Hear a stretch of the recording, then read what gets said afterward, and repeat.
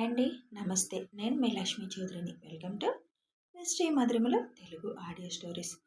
బాగా జలుబు చేసి ముక్కులు పట్టేసేయండి. కొంచెం వాయిస్ తేడాగా ఉంటే అడ్జస్ట్ అయిపోండి. బృందావనం పార్ట్ 113తో మేము ముందుకు వచ్చేసాను. కథలోకి వెళ్ళే ముందు వీడియోకి హైప్స్ ఇవ్వడం మర్చిపోకండి. ఇక మనం ఆలస్యం చేయకుండా కథలోకి వెళ్ళిపోదాం. కిందకు వచ్చిన ఆశని మా బంగారానికి జ్వరం తగ్గిందా అని ఒకరి తర్వాత ఒకరు పరామర్శలు చేస్తారు. అబ్బా, నాకొచ్చింది జస్ట్ జ్వరం తాతయ్య, అది కూడా ఇప్పుడు తగ్గిపోయింది. ఇంకెవరు నన్నేమీ ప్రశ్నలు అడగకండి, నాకు నీరసంగా ఉంది అని వాళ్ళ తాతయ్య ఒడిలో తల పెట్టుకొని పడుకుంటుంది. ఆ మాటకి అందరూ నవ్వుతూ, అసలు నీరసం అంటే ఏంటి ఆశి అని అడుగుతారు. ఈ దిక్కు ఇలా పడుకోవడం కదా, అదే నీరసం అనగానే అందరూ నవ్వుతారు. రావుగారు ఒళ్ళో తలపెట్టుకుని పడుకున్న ఆశకి మిగిలిన ఇద్దరు తాతలు కాళ్ళు నొక్కుతూ ఉంటారు. నీ పని బాగుంది ఆశి అని అందరూ నవ్వుతారు. మీకు కుళ్ళు, మా తాతయ్యలు మీకు అలా సేవలు చేయలేదని. ఇంకా చాలు తాతయ్యలు, వాళ్ళు ఫీల్ అయిపోతున్నారు అని అంటుంది ఆశి. అబ్బో, మరి మీ తాతయ్య వాళ్ళు మాకు చేయలేదని మేమే కుళ్ళుకుంటున్నాం అని వాణి గారు అంటారు. పెద్దవాళ్ళందరూ డిన్నర్ అయిపోవడంతో చిన్నవాళ్ళందరూ కూర్చొని తింటూ ఉంటారు. బాస్కి ఎలా చెప్పాలో అర్థం కాక, రసూల్ని ఎలా బయటికి తీసుకురావాలో తెలియక తిండి కూడా మానేసి టెన్షన్తో రూమ్లోనే కూర్చుంటుంది వెలని పాప. అప్పుడే రూమ్లోకి రమేష్ గారు బాదం మిల్క్తో ఎంటర్ అవుతారు. ఏంటి బేబీ, ఇంకా రేవంత్ గురించి ఆలోచిస్తున్నావా? డిన్నర్కి పిలిచినా రాలేదు నువ్వు? తిండి మానేస్తే అతను వచ్చేస్తాడా ఇప్పుడు అని అడుగుతూ తన ఎదురుగా కూర్చుంటారు. ఇంత డబ్బు పలుకుపడి ఉండి కూడా ఏమీ చేయలేకపోయారు మీరు. కనీసం తను ఎక్కడున్నాడో కూడా కనుక్కోలేకపోయారు అని మొహం ముడుచుకొని నటించేస్తుంది వెలని పాప. మనం ఈ సిటీకి కొత్త, మరి నాకెలా తెలుస్తుంది? మనం వచ్చి ఇంకా వారం కూడా అవ్వలేదు. అలాంటప్పుడు మన మాటకి ఇక్కడ ఎవరు గౌరవం ఇస్తారు? నరసింహ అంకుల్ ద్వారా ట్రై చేస్తానంటే వద్దన్నావు. రేపు ఉదయం కల్లా తనే వచ్చేస్తాడులే. రాకపోతే అప్పుడు ఏదైనా ఆలోచిద్దాం. డిన్నర్ ఎలాగూ చేయలేదు, కనీసం ఇవైనా తాగు, నీకు చాలా ఇష్టం కదా అని గ్లాసు తన ముందు పెడతారు. ఆ గ్లాసు వైపు చూసిన వెలుని పాప చిరాగ్గా మొహం పెట్టి, ఇప్పుడు నాకొద్దు, ఏం తినాలి తాగాలి అనిపించడం లేదు, మీరు వెళ్ళి పడుకోండి అని అంటుంది. నీకు ఇష్టమని స్పెషల్గా తెప్పించాను, నువ్వు ఇప్పుడు తాగాల్సిందే అని నోటి దగ్గర పెడతారు ఆ గ్లాసుని. ఈ ముసలోడు ఇప్పుడు తాగిందాక వదలడేమో, ఒక బీర్ కొట్టి పడుకుందామనుకుంటే ఇప్పుడు ఇవి తాగాలా అని మనసులో తిట్టుకుంటూ, తాగకపోతే వదిలేలా లేడుగా, బలవంతంగా అయినా తాగించేలా ఉన్నాడు, కళ్ళు మూసుకొని తాగడం బెస్ట్ అని ఆ గ్లాస్ తీసుకొని గబగబా తాగేస్తుంది. తన గ్లాసులో పాలు తాగుతుంటే ఎదురుగా ఉన్న రమేష్ గారు, తలుపు సందులో నుంచి చూస్తున్న చేతన్ ఇద్దరూ నవ్వుకుంటారు. తాగేశాను కదా, ఇప్పుడు హ్యాపీ కదా, ఇంకా మీరు వెళ్ళి పడుకోండి, నేను పడుకుంటాను, ఆలోచించి ఆలోచించి తలకాయ నొప్పి వచ్చింది అని అంటుంది వెలని పాప.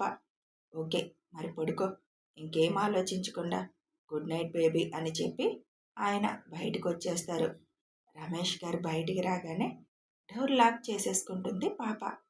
ఈ జాగ్రత్తలకేం తక్కువ లేదు, ఇవాళ ఎలా అయినా నీ రూమ్లోకి నేను ఎంటర్ అవబోతున్నా అని చేతన్ అనుకుంటూ, మీరు వెళ్ళి పడుకోండి అంకుల్, నా పని నేను చేసుకుంటాను అని చెప్పి తనకు స్లీపింగ్ పిల్ ఇచ్చేశాము అని శివ్కి మెసేజ్ పెడతాడు. డిన్నర్ తింటున్న శివ్కి ఫోన్ మెసేజ్ టోన్ రావడంతో తీసి చూస్తాడు. చేతన్ మెసేజ్ చూసి, ఒక అరగంట వరకు లోపలికి వెళ్ళకు, పూర్తిగా నిద్రలోకి వెళ్ళనివ్వని తిరిగి మెసేజ్ చేస్తాడు శివ్. శివ్ నుంచి వచ్చిన మెసేజ్ చూసి ఒక అరగంట అక్కడే వెయిట్ చేసి నెమ్మదిగా తాళం తీసుకొని తలుపు తెరిచి చూస్తాడు. విలని పాప డీప్ స్లీప్లో ఉండడంతో ఎలా అయినా పని పూర్తి చేయాలనుకొని కబోర్డ్ తాళం ఎక్కడ పెడుతుందో అని తన బ్యాగ్ వెతకడం మొదలు పెడతాడు చేతన్. డిన్నర్ అయ్యాక కాసేపు అందరితో కూర్చొని తర్వాత పిల్లలిద్దరినీ తీసుకొని శివ్ పైకి వెళ్ళిపోతాడు. వాళ్ళు వెళ్ళిన కాసేపటికి ఐషు కూడా పైకి వెళ్ళిపోతుంది. పిల్లలిద్దరూ శివ్కి చెరువు వైపు చేరి కబుర్లు చెప్తూ ఉంటారు. వాళ్ళ మాటలతో శివ్కి పొద్దున్నుంచి ఉన్న స్ట్రెస్ అలసట అంతా పోతుంది. కాసేపు ఇద్దరు వాళ్ళ నాన్నతో కబుర్లు చెప్పి చెప్పి అలసిపోయి పడుకుంటారు. ఇద్దరిని సరిగ్గా పడుకోబెట్టి బ్లాంకెట్ కప్పి బెడ్ దిగుతాడు శివ్. పడుకొని నిద్రపోతున్నట్లు నటిస్తున్న ఐషుని రెండు చేతుల్లోకి తీసుకుంటాడు. అయినా కూడా నిద్రపోతున్నట్టే నటిస్తున్న ఐషుని చూసి చిన్నగా నవ్వుకొని, చాలే నటించింది కానీ కళ్ళు తెరువు బుజ్జి, లేదంటే కనెక్టర్ రూమ్లోకి తీసుకువెళ్తాను అని అంటాడు శివ్. ఇక తప్పదని కళ్ళు తెరుస్తుంది ఐషు. ఐషుని తీసుకొని బాల్కనీలోకి వెళ్ళి అక్కడున్న సోఫాలో కూర్చొని ఐషుని తన ఒళ్ళో కూర్చోబెట్టుకుంటాడు. ఇప్పుడు చెప్పు, ఎందుకంత డల్గా ఉన్నావు?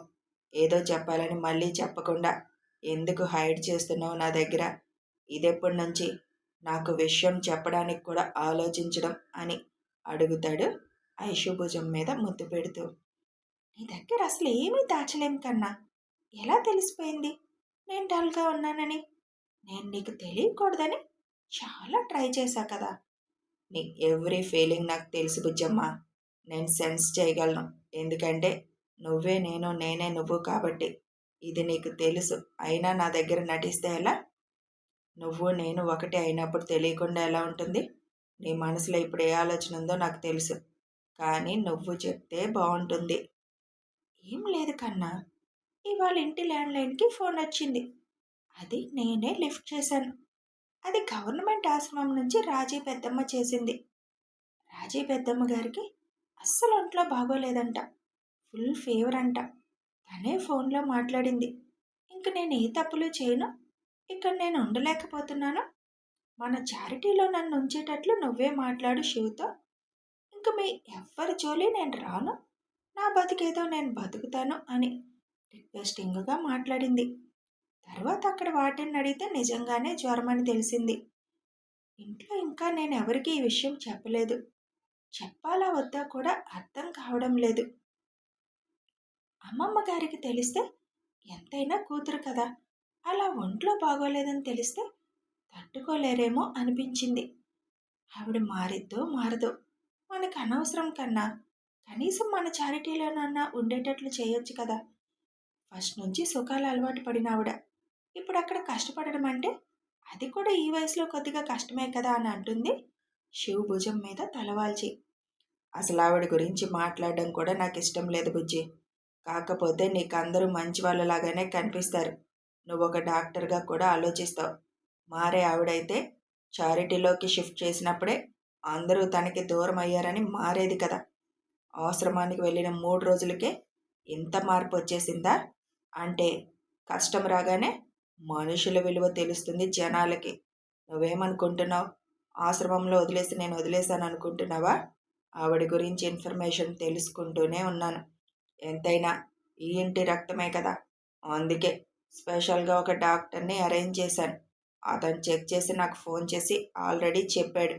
ఇన్నాళ్ళు అలవాటు లేని పనులు చేయడం వల్ల ఒళ్ళలిసి జ్వరం వచ్చింది. అంతకు మించి ఏం లేదు అని చెప్పారు నాకు. కాబట్టి నువ్వు ఎక్కువ ఆలోచించుకో. ఆవిడికి ఏసీ గది, మెత్తటి పరుపులు కావాలి. దానికోసమే ఇప్పుడు ఫోన్ చేసింది. నిజంగా మార్పు వచ్చిందైతే నీతో కనీసం ప్రేమగా మాట్లాడిందా? ఈ చివరి దశలో అయినా మీ అందరితో కలిసి ఉండాలని అడిగేది. ఒక్కసారి ఆవిడ ఫోన్లో మాట్లాడిన మాటలన్నీ ఆలోచించి బుజ్జి. ఎక్కడైనా ఆవిడలో పశ్చాత్తాపం కానీ లేకపోతే మన మీద ప్రేమ కానీ కనిపించిందా? ఐషు ఆలోచనలో పడుతుంది. ఆవిడ మాట్లాడిన 4 మాటల్లో కూడా ఇక్కడ నేను ఉండలేకపోతున్నాను, మీ జోలు రాను, నన్ను చారిటీకి తీసుకెళ్ళండి అని మాత్రమే మాట్లాడింది. వెంటనే శివ్ వైపు చూస్తుంది. శివ్ కళ్ళెగరేస్తూ, ఇప్పుడు అర్థమైందా నీకు? దానికోసం ఇంత డల్గా ఉన్నావా?